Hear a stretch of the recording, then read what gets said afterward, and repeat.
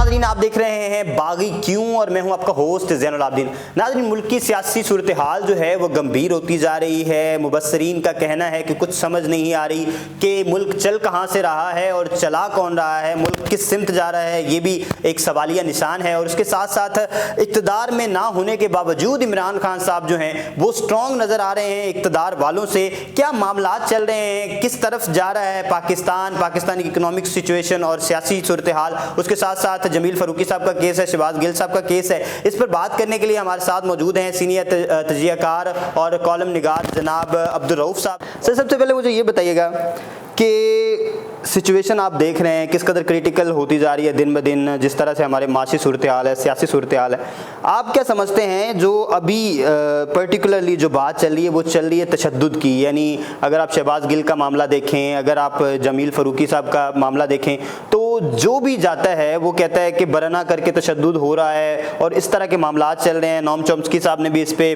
جو ہے وہ تحفظات کا اظہار کیا ہے، بہت بڑے فلاسفر ہیں۔ تو آپ کیا سمجھتے ہیں کہ یہ ساری صورتحالی کس طرف لے کے جا رہی ہے پاکستان کو، اس کا حل کیا ہے؟ جہاں تک تشدد کا معاملہ ہے، ایک تو یہ بات یہ ہے کہ تشدد اگر ہوا ہے تو برا ہوا ہے، تشدد نہیں ہونا چاہیے، میں تشدد کے خلاف ہوں۔ اور اس بارے میں البتہ بہت سی رائے پائی جاتی ہیں اور بہت سی رائے جو ہے اپوزیشن کہہ رہی ہے کہ تشدد ہوا ہی نہیں، بہت سے لوگ مبصرین بھی یہ کہہ رہے ہیں تشدد، لیکن کچھ فوٹوز وغیرہ اور جو کچھ فوٹوز وغیرہ ہیں ایسی، لیکن یہ ہے کہ فوٹوز میں بھی کلیئرلی پتہ نہیں چل رہا۔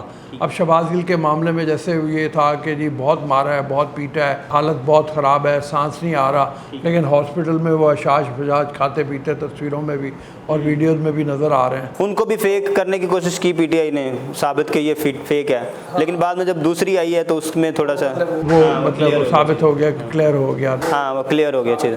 اس کے بعد جیسے کل کا واقعہ ہوا ہے، عدالت میں شہباز گل کو پیش کیا گیا، وہ ایس پی کی گاڑی میں بیٹھ کے آئے اور وہ کہنے لگے کہ مجھے جھوٹ بول کے لایا گیا، وہ حشاش بجاج تھے بالکل، ان سے کہا گیا کہ بھئی تمہاری ضمانت ہو گئی ہے اور میری شیو آدھی کر دی آدھی چھوڑ دی ٹھیک ہے، زبردستی شیو، وہ مطلب اس معاملے میں آ گیا۔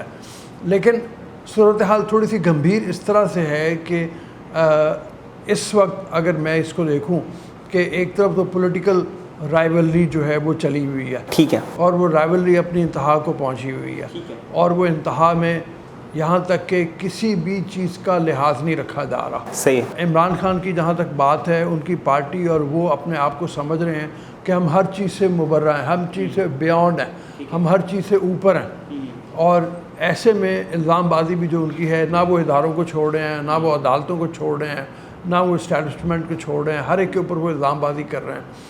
یہ ٹرینڈ بہت غلط۔ خان صاحب کی طرف آتے ہیں سر، شہباز گل کا پرٹیکولرلی معاملہ اور جمیل فاروقی صاحب، شہباز گل صاحب آپ کو کیا لگتا ہے اگر یہ جو ابھی بھی ریمانڈ پہ ہیں وہ، کیونکہ ابھی وہ ریمانڈ تو شروع نہیں ہوا باقاعدہ طور پہ، تو کچھ ایسے راز اگل سکتے ہیں؟ ابھی انہوں نے تلاشی لی ہے، ایک پسٹل بھی برآمد ہوا، ایک ان کی کوئی ریڈ ڈائری، پسٹل سے انہوں نے انکار کر دیا وہ میرا نہیں ہے، تو پھر اگر ان کا نہیں ہے تو ان کے گھر سے کیسے برآمد ہوا، ان کے روم سے، کمرے سے؟ اچھا، اب اس بارے میں بہت سی باتیں ہیں، مطلب وہ کرنے کو تو اگر پولیس برآمد کرانا چاہے تو کچھ بھی برآمد کرا سکتی ہے۔ اچھا، صحیح ہے۔ حبیب جالب صاحب پرانے زمانے میں پکڑے گئے تھے وہ بھینس چوری کے مقدمے میں، تو ایک شاعر کے گھر سے بھینس بھی مل گئی تھی۔ اچھا، مل گئی تھی، تو مطلب یہ ہے کہ چوری کی وہ ہو گئی تھی، ایک کچھ بھی ہو سکتا ہے، لیکن پتہ نہیں اس میں حقیقت ہے کہ نہیں۔ پسٹل جو ہے وہ امریکن ہے، یہ سازش ہے تو اس بارے میں بھی یہ ہے کہ وہ کہتا ہے، کبھی کہتے ہیں کہ وہ گارڈ کا تھا، ہو سکتا ہے رہ گیا ہو۔ اچھا سر، عدالتوں کو دھمکیاں دی جا رہی ہیں، اداروں کو دھمکیاں دی جا رہی ہیں، سر عام ہم نے دیکھا جو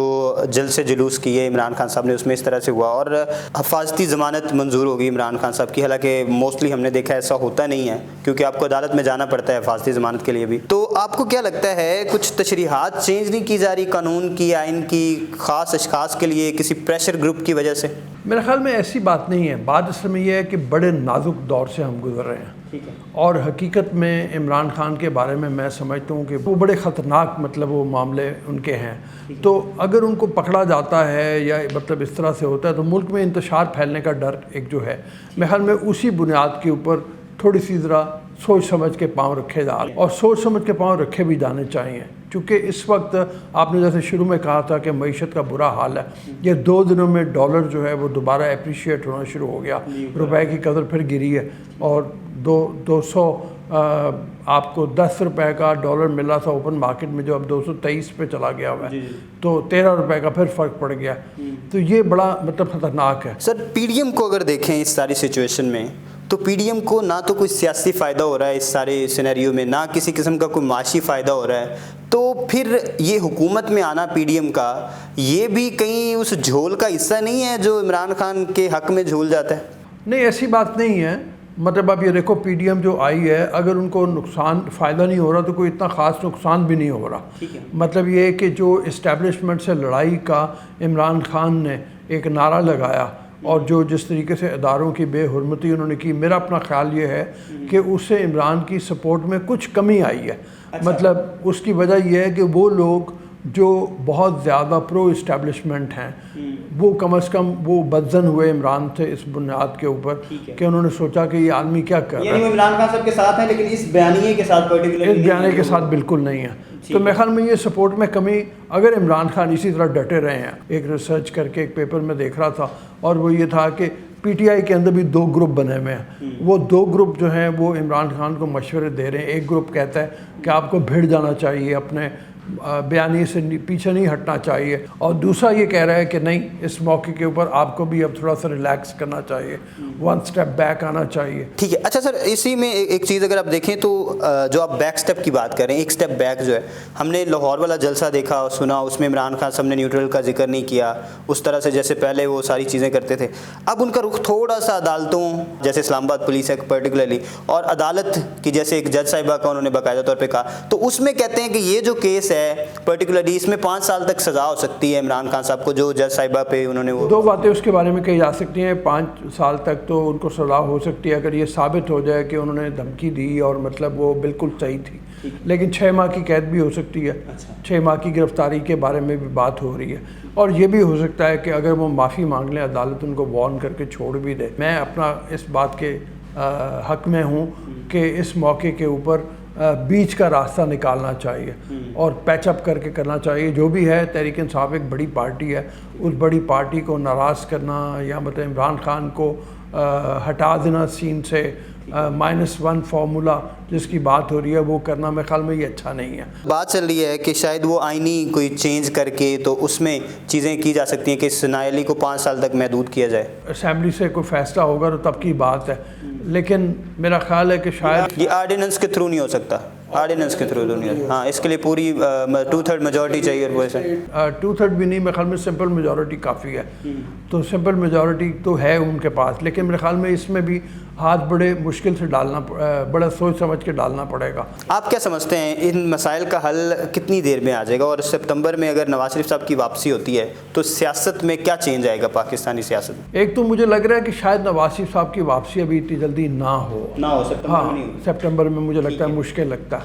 वो जो एक अफवाह उड़ी थी ना कि वहाँ बरतानिया से उनको कह दिया गया कि अब अपना आप सामान उठाए, वो अफवाह थी। ठीक है, वो उसके बारे में कोई तस्दीक नहीं हो पाई, और वहाँ से जो खबरें आने वाली हैं वो भी खबरें आई थी, जो उन खबरों में भी ये बताया गया था कि इसमें कोई सदाकत नहीं है। तो मेरे ख्याल में अभी कुछ अर्सा वहीं रहेंगे, वो इतनी जल्दी नहीं आते। Thank you sir for your analysis. जी तो नाज़रीन, हमारे साथ मौजूद थे अब्दुल रऊफ साहब, जिन्होंने अपना तज्ज़िया दिया मौजूदा सियासी सूरत हाल पर। आप इस पर क्या राय रखते हैं, हमें कमेंट सेक्शन में आगाह करते रहें, और अपने सवालात कोई हों तो वो ज़रूर बताते रहें, ताकि हमारे साथ मौजूद जो तज्ज़ियाकार हैं उनकी जो कीमती राय है उससे आपको आशना कर सकें। इसी के साथ दीजिए इजाज़त। अल्लाह हाफ़िज़ नासिर।